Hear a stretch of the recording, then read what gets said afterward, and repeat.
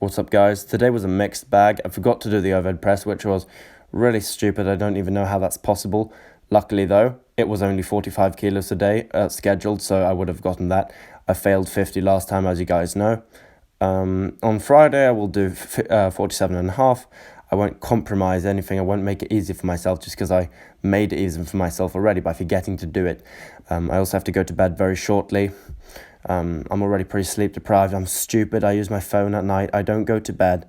It's not like I'm fucking interacting with friends or anything. I'm just existing, watching shit videos that I don't care about, and absolutely wasting away my life. And when I say that, obviously,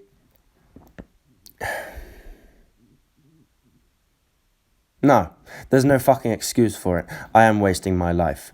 I'd much rather sleep those hours. If I were to design an optimal version of myself, I'd cut that shit out. The fact is, I do it because I'm addicted to my phone, and that's because I'm fucking weak mentally. Can't put it down. It's not like there's anything interesting, spectacular, and that's so important on that phone that it's supposed to hinder my sleep. I'm chatting with no one. I'm talking with no one. The only thing I'm doing is watching shit content that a bunch of shitheads have created. And it's an addiction. It's a machine that just keeps on going.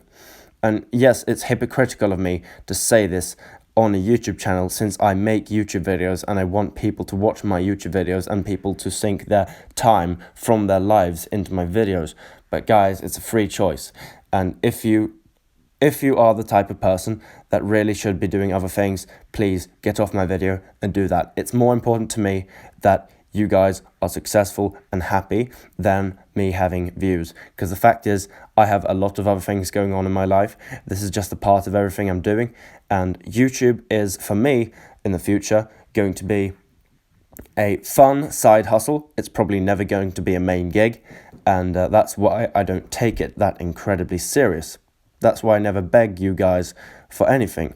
I'm just appreciative of your support and of you watching.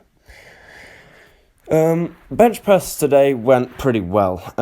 Actually, a lot better than expected. I don't really know how the squat went because I wasn't watching that. I was just speaking my mind.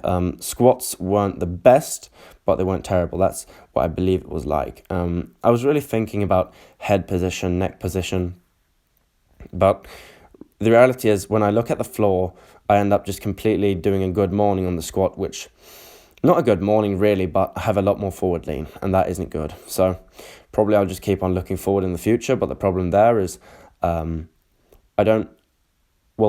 be honest, I do hyperextend my neck a bit. I've never had problems. I've never had neck issues due to that, just like I've never had back issues due to arching on the bench press. But if you look at textbooks, if you look at the books that matter, if you look at the information that's out there that matters, that has to do with strength training, not bodybuilding or bro science bullshit. If you look at the perfect form, it's a completely aligned spine, including the cervical spine, including the neck. So I'm going to have to figure out the head position on squats. Most likely I can't learn to have the proper head position without absolutely sacrificing back angle. And since my neck is very healthy and it feels very good, and I never had any problems looking forwards on the squat, even at the bottom of the squat, I'm probably just going to continue, quote unquote, hyperextending my neck on squats. The main thing today is I'm disappointed that I forgot the overhead press, and I'm also very disappointed that I didn't sleep enough tonight. I'm also very and the thing is, when you sleep little, you procrastinate more and you end up being slower. You go to bed later when you sleep less. Did I say more? Exactly. You also get dumber. By the way, this is number 2 thing. As you can see, that chin up was really weird, and I had not a sharp pain, but a pain in my right wrist. It's like probably it's not at all one of the worst things that could happen to me, but it's pretty fucking bad because it's my right hand. Right hand is the punching hand, out of all the... Well, to be honest, I can't really come up with a joint in my body that I'd, think would be better to injure. But the reality of the matter is I can't do chin-ups now, temporarily at least. because my right wrist is in really bad shape. I think, or to be honest, I know that this is some form of combination of a overuse injury and an injury from lifting really heavy, and it is not related to weight training at all. It is 100%. By the way, I tried to do pull-ups here, but I was already too tired to get the reps. My wrist pain basically comes from lifting really heavy pieces of wood, basically really heavy logs outdoors, and pulling at things and sawing and climbing and those kind of things related to some manual labor I've been doing outdoors in our garden. It hurt my wrist a bit, didn't think much of it. The rotation of the wrist in the chin-ups is what really hurts. I can hang, and I can, do a handstand, I can do bench press, I can do rows, but I can't do chin-ups, and that's because it twists inside the wrist, and I have no idea which ligament or whatever the hell it is, because wrist anatomy is super complicated, and I never looked into it. And I know it's super complicated because I can see on myself, like, I have so many tendons that go through that area. And it's something inside the wrist, though. It's not something outside, and that's what makes it even more annoying, is it isn't just an inflamed muscle, right?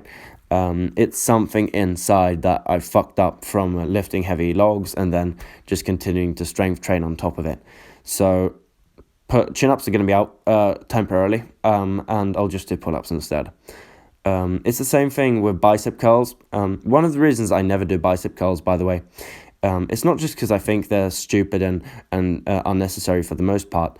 They actually do have some legitimate uses. One of the reasons, though, I'd never do bicep curls in these workouts or in any other workouts is the fact that they hurt my wrists so much. So, yeah, it's kind of like I should probably look into it, but I know myself, I'm not going to do it. So what I'm going to do is I'm going to rest it. I'm going to see if I can pump blood into it somehow, figure out something that feels good on it. I haven't figured out anything that feels good on it yet. But I'll figure out a way to recover it, and I'll come back stronger. And that's also, by the way, one of the reasons, guys, why my grip is weak on deadlifts, things like that, is my wrists often hurt. Not my fingers, not my hands, but my wrists. Not my forearms, but my wrists. It's super annoying. I think I have thin wrists. I'm not sure about that one, but at least the connective tissues inside my wrists are absolutely thin and weak, because my dad can do the exact same stuff that I do outdoors, have no problems with his hands or his wrists whatsoever. I have pretty big problems, and the fact is, we're pretty similar at least in terms of certain parts of our back strength. He's probably stronger. We're probably pretty much as strong, but he has way stronger hands and wrists and grip and forearms and things of that nature. So the question is, do I put an extra effort into these muscles? Do I work them specifically? Because historically that has just hurt me. So I'm in a bit of a weird spot right now, but I'm sure there's something I can do about this.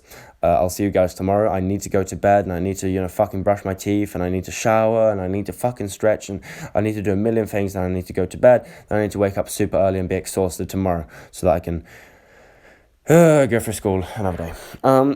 Rest day tomorrow. Friday is the next workout. I'll see you guys then. Goodbye.